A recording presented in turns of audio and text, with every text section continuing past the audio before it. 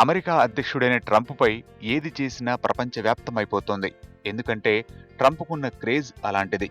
తాజాగా ప్రముఖ Germany వారపత్రిక dare స్పీగల్ ట్రంప్పై ప్రచురించిన కార్టూన్ ప్రపంచవ్యాప్తంగా దుమారం రేపుతోంది. కవర్ పేజీపై వేసిన బొమ్మలో ట్రంప్ స్టాచ్యూ ఆఫ్ లిబర్టీ తల నరికి చేతబట్టినట్లు ఉంది. దీనిని చాలా జర్మనీ దినపత్రికలు విమర్శించాయి.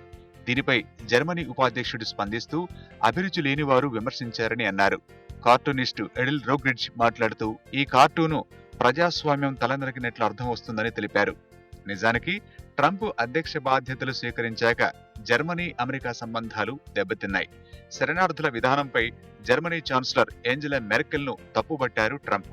గత నెలలో కూడా ట్రంప్ మాట్లాడుతూ జర్మనీలోకి శరణార్థులను రప్పించడం తప్పుడు నిర్ణయమని అన్నారు. మునుముందు ట్రంప్పై ఇంకెన్ని వింతలు విశేషాలు చోటు చేసుకుంటాయో చూడాలి.